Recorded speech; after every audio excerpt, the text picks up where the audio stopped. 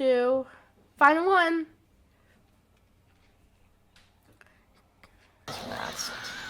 Yes! Yes! I finally did it! I finally did it! There's nothing the three of us can't achieve together. Victory is ours for the taking. Triple boost.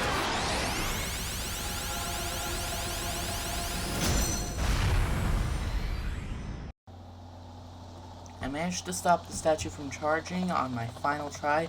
I let time run out somehow, and just like that, it was time to win. Energy readings don't indicate a full charge, but it looks like it was going to fire anyway. Commander Tartar was a little paranoid on how I just covered the entire thing in my ink. Farewell 2008, farewell to you and worthless sets of full of sleep. Pearl got ready with her killer whale and got her vocal cords ready for the booyah of the century.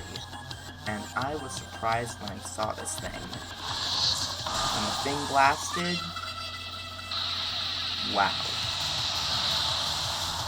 With that sort of power in a turf war battle, I would not like to have to battle against Pearl, because she has some major booyah power, clearly.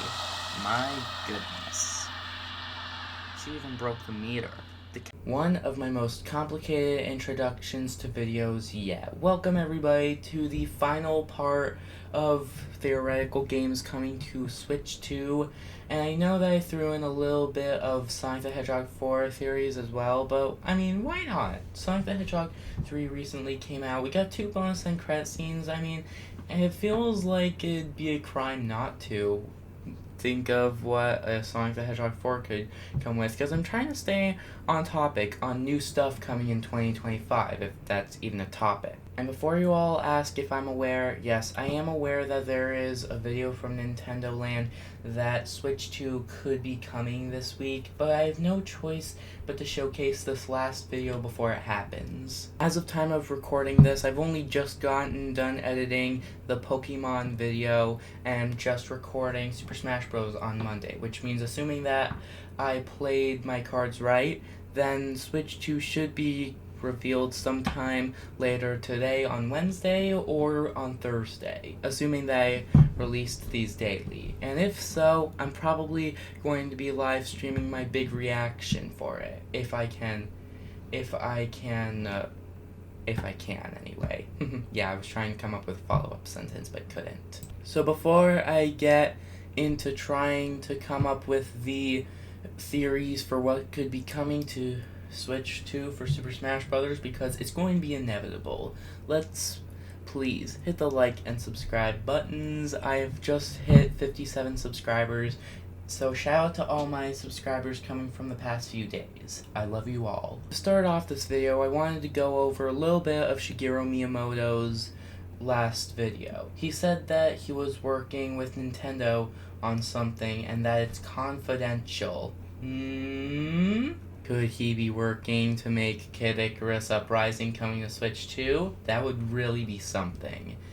Or could it be the more likely scenario that he's working with Nintendo and directing a brand new Smash Bros. Game? With all the Switch games that have come out over the past 7 years... No, wait. Let me just try to recall the lifespan of Nintendo Switch. Over the past 8 years. Over the games that have come out over the past 8 years, Shigeru Miyamoto is gonna have Sakurai. I mean, I don't even know who's anymore.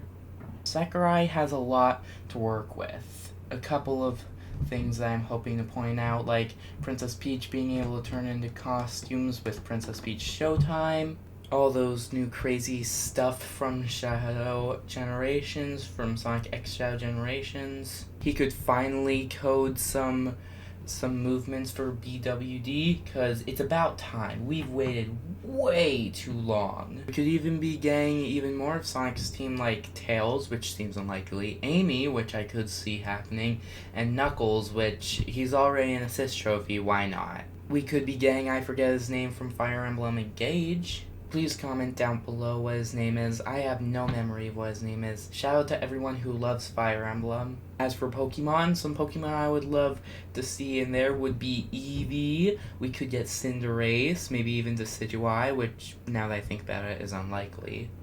We could be getting Machamp, and I would love to see Shadow Mewtwo from Pokken Tournament DX, cause Shadow Mewtwo is just so darn cool. But as if Lucario is already near match to Mewtwo as is, this is just what we need. Shadow Mewtwo. Yeah, perfect. I just realized something, that I'm stupid. In my previous video on Pokemon, I discussed what we could be getting for, like, something in the style of Pokemon, but I completely blotted out, not blotted out, but I completely forgot that we had Pokken Tournament DX and how we could be getting some of that. I can't believe I was so stupid. Wow. I love playing that game, to be honest, but sometimes I'm just not that smart and I don't think of things. But that pretty much wraps up all the new characters coming for Smash Bros. That we could think of. Let's move on to some of the modes. I noticed that the menu screen for Smash Ultimate seems to have a similar layout to Smash Wii U and Smash 3DS. Except that there's one extra thing. That thing being spirits. There's over 1,000 spirits along with an adventure mode, and it's not exactly like Smash Brawl, but pretty much fills out what would be the event mode in Smash Bros. Wii U, 3DS, Brawl, and even Melee. So I guess that we could forget all about the events because these new dang spirits can pretty much do anything for us that we wanted to. Although I'm quite disappointed. I really wish that we could be seeing some type of new version for Smash Bros. Ultimate, because when I first saw Adventure Mode, I thought it would be similar to Brawl's Subspace Emissary, because that game is just a masterpiece. I love it. I mean, the trophies are a little bit of a hassle, but who cares about the trophies when they're not in their right mind trying to 100% their game? Sorry, Nathaniel. I would even go as far to say we could even pick up on an adventure mode that leaves right off in a cross path between what happens with Galeem and Darkon, if that is his real name, because I'm still a little bit foggy on it, and Taboo. I mean, being able to see, like, some epic team up between them would be so dang cool. I mean, why not? Right? I wish I had a cricket sound effect. Seriously, imagine a Subspace Emissary sequel in Smash Ultimate's graphics. That would be so dang cool. And we could even... What if we got, like, more than one Final Smash? Being able to see...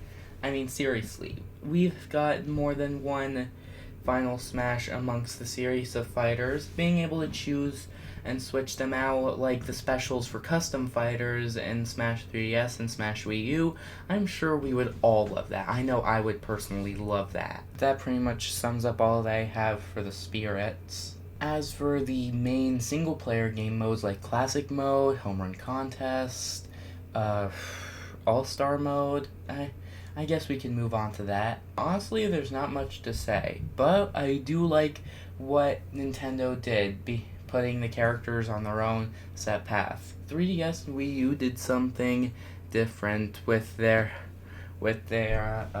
trying to put the characters on their own path, which you could choose by just seeing their symbol.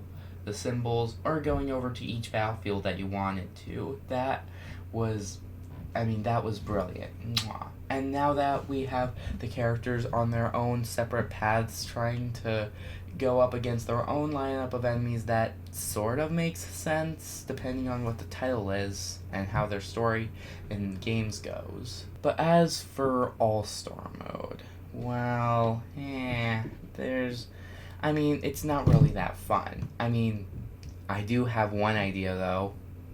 Being able to choose the bosses to fight all the characters like we did in Adventure Mode. So if you could take out you'd play as Master Hand for a little while, and you'd take out every character that Galeem and Darkon throw at you, and you'd be able to control Master Hand and be able to do whatever he does. It was so cool. Being able to do that for so many more of the bosses, I'm sure would love that. And that's just one version of All-Star Combat. We also have the classic Multi-Man Smash, we have Cruel Smash, which is, as it implies, very cruel.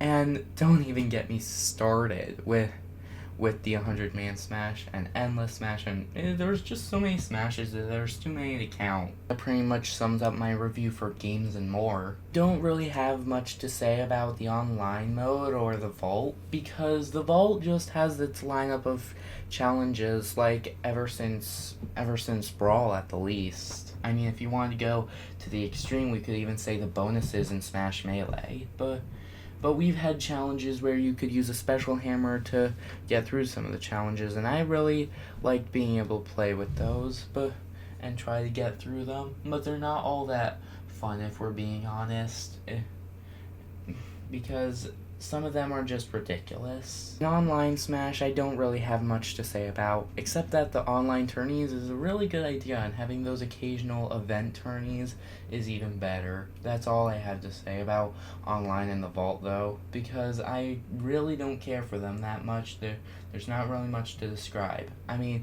actually, I do have one thing for Smash Bros. Online.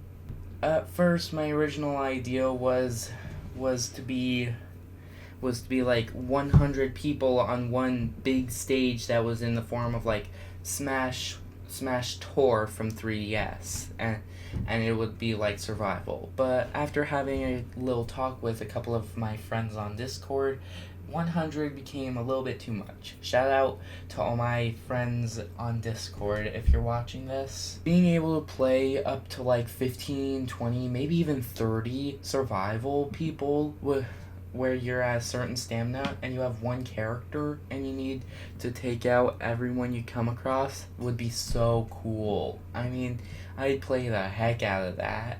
Now it's time for the original multiplayer Smash, where you could select CPUs to battle you, or you could have friends join you for battle.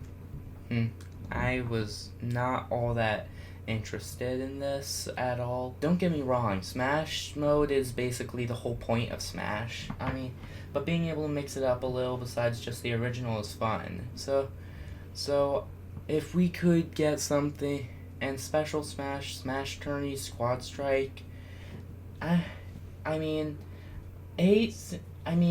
the idea of an 8-player Smash, but I kind of wished that it would go up to 12. But with the idea for online that I just said, I think it's probably best that we keep it at 8. There are a couple of fun occasions that I go on to regular Smash, like sometimes I select the Mushroomy Kingdom and I set Mario and Luigi to 100 lives, and then I'm just to 99 lives, and I just have Mario and Luigi hash it out and see how the battle goes.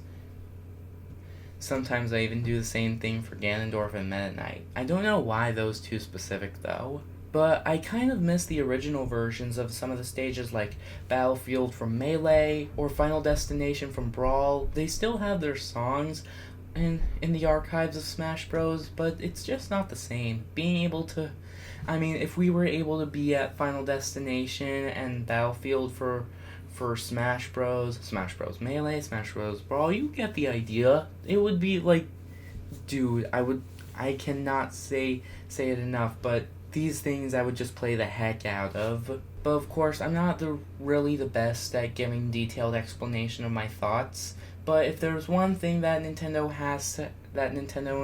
and Sakurai have to add, it's that certain characters need their movesets to change when you change their costume. That would work for Peach. I'm sure it would work for Bowser Jr. and the Koopalings. Right? And and probably a couple of other characters. So type in the comments what characters you think would work if their moveset changed depending on what costume change they had. But let me know what you thought of the video just as you're typing that. Please hit the like and subscribe buttons. I'm reinstating it again. I would hope to get at least 100 subscribers by 2026, and we are on a roll. I really appreciate everyone who subscribes, and I'll see you all during the Switch 2 announcement, assuming that something else doesn't come up and that Switch 2 doesn't really come released this week. So thanks so much for watching, everybody. Bye.